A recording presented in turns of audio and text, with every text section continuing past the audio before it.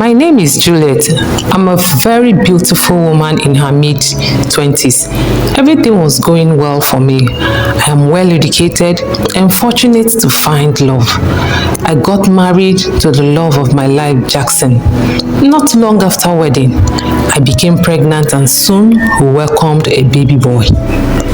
However, shortly after I had our baby, my marriage hit the rocks and became toxic. Jackson began to abuse me both physically and emotionally. I could hardly recognize the monster he had become. At first, I considered staying in the marriage for the sake of our 8-month-old child. But things only got worse. I realized that remaining in such a toxic environment was like digging my own grave and waiting to be buried in it. I could no longer bear the pain and trauma, so I took my son and left Jackson. I'm happy I made that decision. Taking care of my son wasn't too difficult at first. I had a good job that paid well. But just a few weeks after I left my husband, I arrived at the office to find my desk cleared. The only thing left was a sealed envelope. I had been fired without explanation. When I approached HR for answers, the officer stood, looked at me in the face and said, "You think you can just up and leave the man who made you who you are?" I understood exactly. Jackson's influence had gotten me that job. Still, I moved on and didn't dwell on that loss. My son and I survived on my savings while I moved from one company to another seeking employment. I could no longer afford to pay the nanny I had hired, so she left. I would carry my baby on my back as I went job hunting. Going back to my family wasn't an option. They had warned me about Jackson, but I was too blinded by love to listen. Life became incredibly hard. I needed help, so I reached out to my sister, Tessie, and told her everything. She was disappointed, but didn't stay mad for long. She credited my account and hasn't stopped helping since. But this time, no credit alert came, and I didn't want to keep bothering her. Yet, my baby needed food, so I took him and went out once more in search for work. On the way, I stopped to buy water from a roadside vendor. I paid, and the man gave me my change. I was about to toss it into my purse, but on a second thought, I checked it. It was double what I should have received. I turned and looked at the vendor, but he wasn't even facing me. My mind raced. How could he make such a mistake? This might be all his profit for the day. I needed the money, but not for me, for my baby.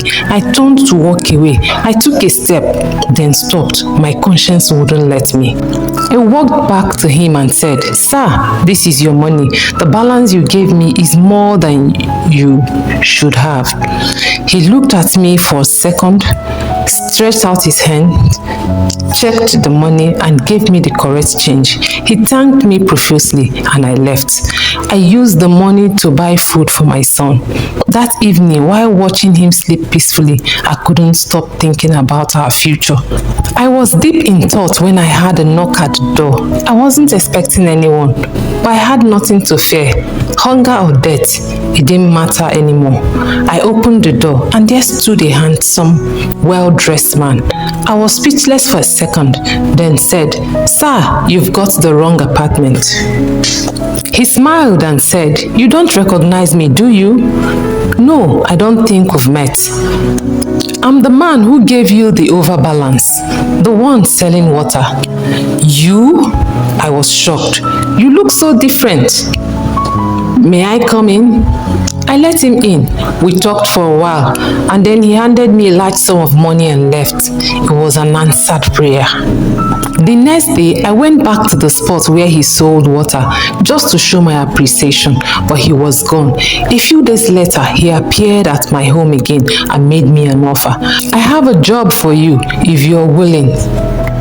What happened that day was a test. You passed it. I've also done a background check.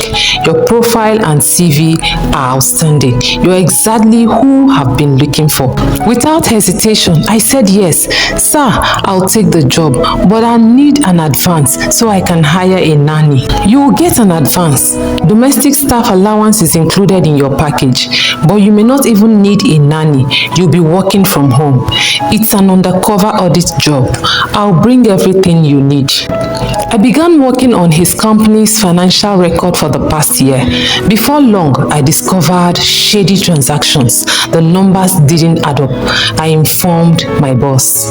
He wasn't surprised at my discoveries, but had his suspicions how previous auditors never noticed it. He said, "Where do the inconsistencies begin?" "From the point the last signatory starts imputing records," I replied. "That must be the general manager, finance and accounts."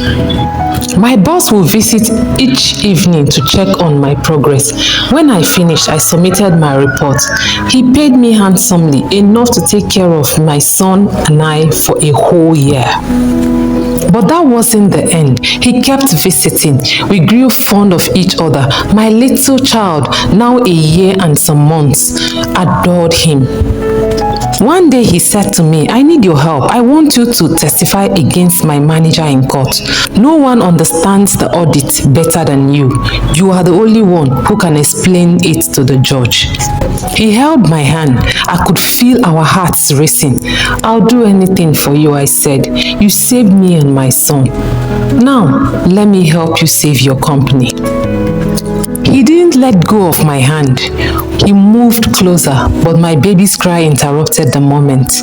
"Thank you," he said. "I will inform my solicitor."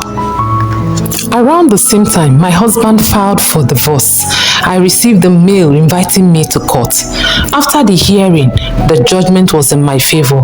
I was granted full custody of my child, and Jackson was ordered to contribute to his upbringing. The hearing between my boss and his manager finally came. I arrived at court. As the solicitor called me up as a witness, I looked at the accused standing in the dock. I froze. It was Jackson, my ex-husband. He recognized me too. All the while we were married, he never mentioned anything about his job or his boss. I had no idea that the man had grown so close to my new boss was his employer. Jackson was found guilty and sentenced to prison.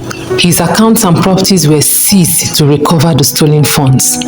As I was leaving the courtroom, my boss intercepted me. "Thank you, Juliet. This means a lot. Will you have dinner with me at my house?" Just my way of saying thank you. I smiled. "Is that a yes?" I nodded. "Good. I'll send my driver to pick you and your baby." By 7 p.m., I was dressed in my best dinner gown, excited. The car arrived. His house was luxury personified. As we enjoyed a delicious meal, he held my hand and said, "Juliet, I know what I want when I see it. Please, marry me. I've loved you from the day you bought water from me. I also want you to fill the position of the general manager, finance and account." I sat silent, trying to process everything. He added, "And your son, I love him. I already see him as my child." Looking into his eyes, I said, "Yes." "Yes? Yes to what?" "Yes to every question you asked." He pulled me into a tight hug and kissed me. My baby was already fast asleep, and that is how my life took a new turn. Thank you for listening.